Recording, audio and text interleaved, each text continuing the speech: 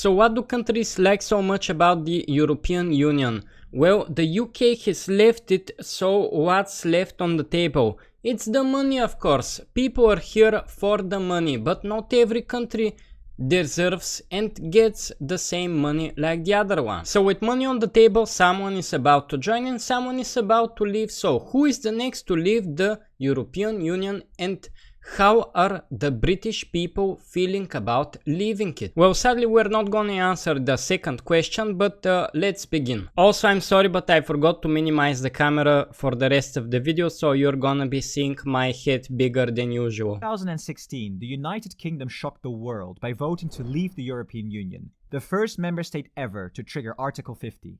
I was actually not shocked at all, although the UK are very advanced people and I know quite a lot of friends that live in there and that didn't want to leave the European Union. Somewhat it didn't shock me, but the repercussions shocked me.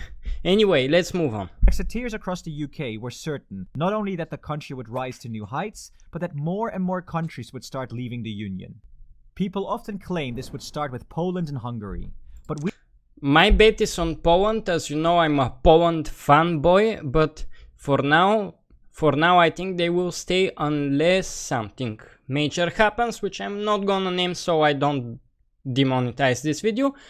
But Poland will leave the European Union, in my opinion, in the next 10 years. We feel this is highly unlikely, as they would lose billions of euros in EU funding.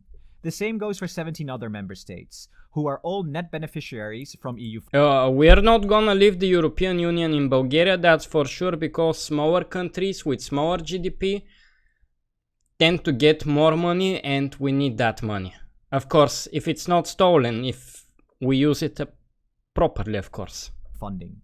That leaves 10 net contributors, of which we have chosen 3 that we believe have the most potential to leave the Union in the future. Starting with Italy. Italy faces a significant immigration problem due to its geographical location as a major gateway to Europe from Africa, with more than 100,000 arrivals last year alone. This has led to political tensions and confrontations with the EU, who are often blamed, correctly or incorrectly, for a lack of immigration control.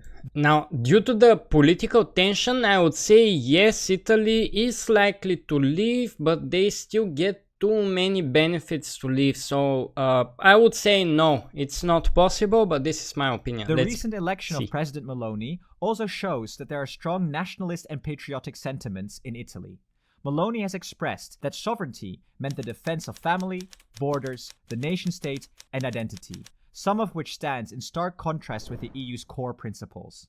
Public support for the EU also used to be low, as in 2016 only 44% of Italians believed their country benefited from being members of the European Union. However, this has since risen, as the latest polls show that 66% of Italians have an optimistic view on the future of the EU.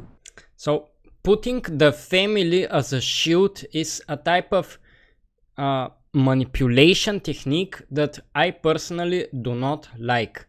In my opinion, Italy will stay in the European Union. Next, there's Sweden. Just like the UK before Brexit, immigration has become a major hot topic in Sweden.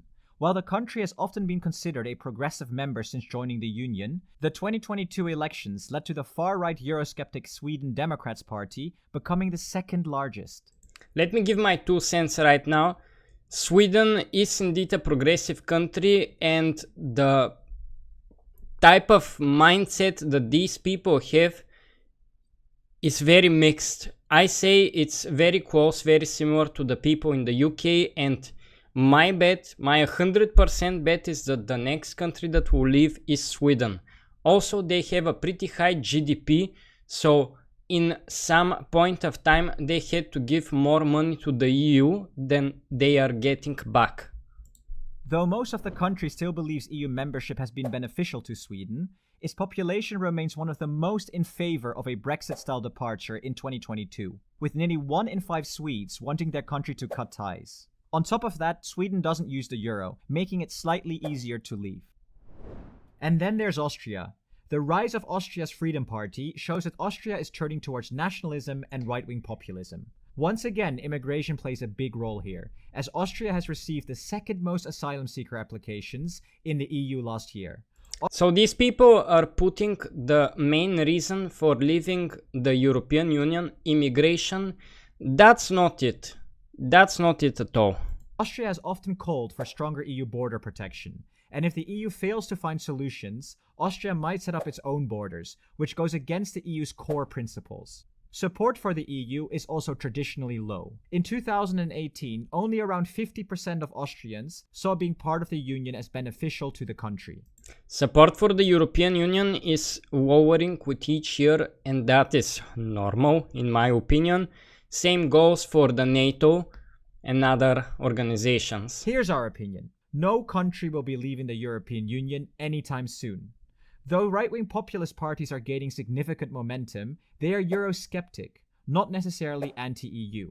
Brexit has shown just how messy leaving the EU can be, and many countries have been turned off by the idea. With a greater sense of unity since the Russian invasion of Ukraine, support for the EU has grown considerably in the bloc since 2016, even among the countries listed in this video. Yet we do feel the EU needs to get its act together and create a common EU migration policy, as this seems to be one of the biggest drivers of Euroscepticism. So to recap, my guess is that Sweden is gonna be the one to leave the EU next, but as the video mentioned, Brexit was very messy and Sweden will not leave it. My prediction is in the next 7 to 10 years, but when the time comes, they will leave and people will follow them. It's not gonna be one country. But anyway, I want to know, what do you guys think? And do you like adopting the euro? I know my Romanian brothers do not.